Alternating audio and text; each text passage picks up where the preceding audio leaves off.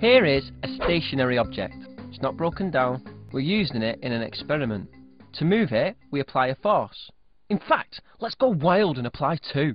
It remains stationary because the forces balance out to zero. We're going to look more at resultant forces, and just to add to the excitement, let's look at terminal velocity too. Imagine that we hadn't banjaxed the car. Here is a force diagram. You can tell because it's got arrows. What do you notice about the arrows? Yes, apart from the fact that they're in different colours. Yes, and apart from the fact that they are pointing in opposite directions. Yes, these two arrows are the same length. They cancel each other out exactly. We say there is no resultant force, so our car doesn't start to move. Evil ghost arrow. The forces are balanced here too. The car isn't going to get faster or slowed down. It's going to carry on at this steady speed. Thrilling. So whether a thing is stationary or moving, no resultant force means no change in velocity. Sometimes though, stationary things do start moving. I've seen it happen. The bigger the resultant force, the greater the acceleration. Right, which one of these has the biggest mass? Correct! The big one. If we apply the same force to both, what will happen? Correct! They have the same force, but more mass means less acceleration. We can join all this up in an equation. Here it is, and it's dead famous. F equals ma. F, the resultant force, equals the mass times the acceleration. F is measured in units called newtons, named after Isaac Newton, who came up with the equation in the first place. Mass is measured in kilograms, and acceleration is measured in, correct! Meters per second squared. Right, in your exam, you might be asked some questions.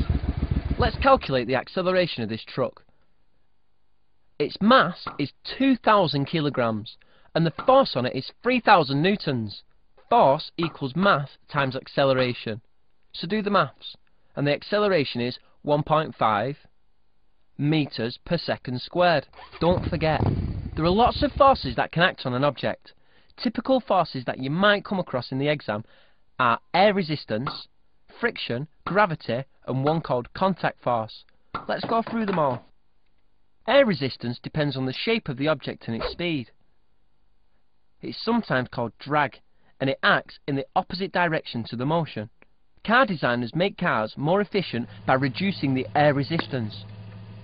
But then people go and add roof racks and a roof box and fridges and mess it all up again. Contact force, what's that? It happens when two objects are pushed together. They exert equal and opposite forces on each other. Contact force is everywhere. In fact, even standing still, your weight is pushing down on the ground. You'd sink into it if there wasn't a contact force pushing back. This is the force you should feel in your feet. Now, friction is the force when things rub together. Friction works against the motion. Moving through a fluid causes friction too. The faster you move, the greater the friction. That's why swimming is hard work.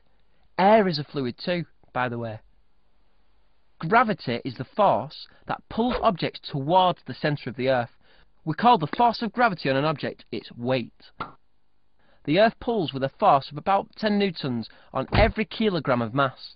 A free-falling object accelerates at first, but this increase in speed increases the air resistance too, until eventually the downward force of gravity equals the upward drag. This means no resultant force, so that means no more acceleration. Remember, the object is now falling at a steady pace. We say that the object has achieved its terminal velocity. Have an achievion. Increase the drag and the terminal velocity will be less. Good, but better still to use a parachute. It's more traditional, and the air resistance will slow you down to a safe speed.